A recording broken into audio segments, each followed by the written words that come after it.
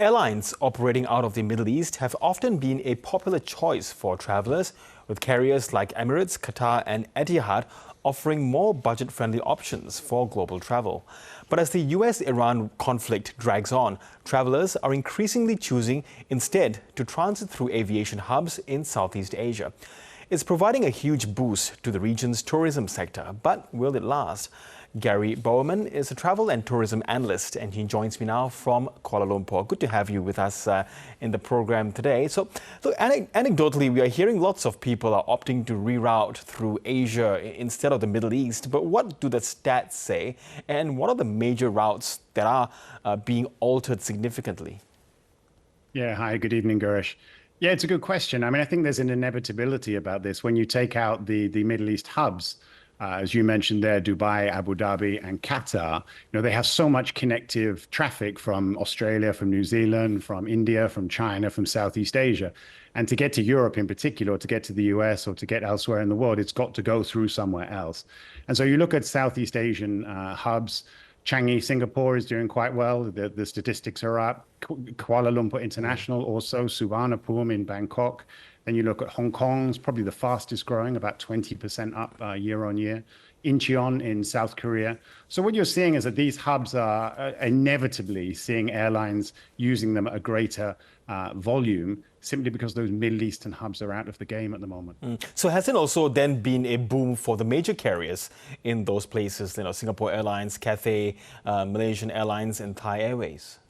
Yeah, and then I would say Korean Airlines as well. I think, those are the deep-pocketed airlines that are able to be a little bit more agile and look at longer haul traffic during this period. We don't know if this is just a short-term transient sort of shift around, or whether this is going to be a long-term game, because we don't really know when there's going to be an agreement in the Middle East. So at the moment, it's kind of like a big game of aerial chess. All the airlines that have deep pockets, that have planes that are available to fly long haul, they're deploying those at the moment, and we're coming up to the summer season as airlines will start to look to be really profitable. And so, but at the same time, what we're seeing is quite a lot of cuts on intra-regional flights that are perhaps not profitable or on a very thin margin, so that airlines can really ramp up and use those longer haul flights where they can be more profitable. Yes, of course, as you mentioned there, the war at some point will end. The airspace over the Gulf will reopen fully at some point. So we don't know what might happen then, but do you think perhaps there's been a permanent shift in the manner in which travelers would think that they would see East Asia, Southeast Asia, those hubs as a more reliable option? I think there's two elements to that. I mean, it's the million-dollar question, Girish. Everybody's asking and trying to answer it. And as you say, at some point there will be an agreement, but we don't know when that will be. I think from if you look at some of the regional hubs, I mean, Hong Kong has been growing quite fast for the last couple of years. That's largely because its recovery was slower than everybody else's. So it's picking up steam and it's continuing to do so. Kuala Lumpur International, for example, has a long-term strategy to increase its capacity, to increase its connectivity. So that actually was happening before the war. So this is an ongoing program. Changi is building a brand new terminal, which will open in the 2030s, which will add an extra 50 million capacity. So you can see that that's a major international player. Incheon is very strong for connected traffic that's going the other way. It's going to East Coast, to the US, to the West Coast of the US.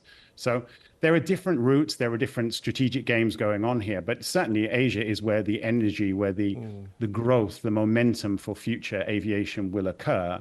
And so it makes sense that there will be some positive outcomes from this in future. Yes, have those major Asian carriers and those aviation hubs, the airports, been able to capitalize, at least in the short term, as to what's been happening in the Middle East?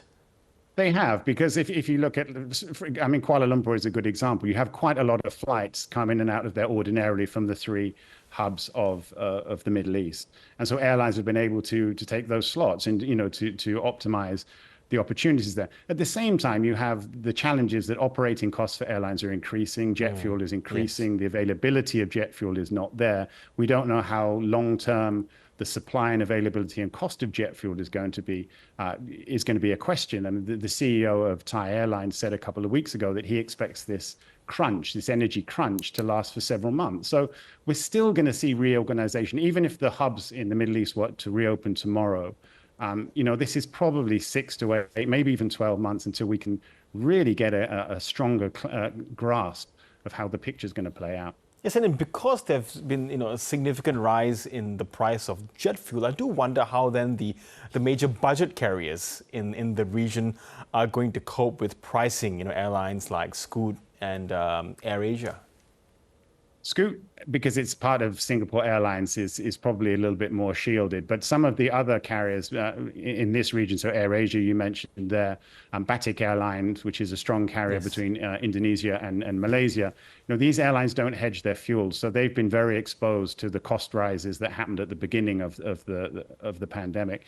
One of the things, the jet fuel prices now are starting to stabilize and even go down a little bit, but that's just now. It's a very, very volatile situation. The low-cost carriers are really at the forefront of this, and we'll have to see how they shake down, because some of those have actually cut quite a significant number of their flights intra-regionally, because their operating costs are rising so much faster. So just finally, Gary, one would not expect the major Gulf airlines, Etihad, Emirates, and Qatar, to take things lying down. They will work to rebuild confidence. How might they do that? Might they perhaps introduce or already are introducing cheaper prices to get the passenger numbers back up?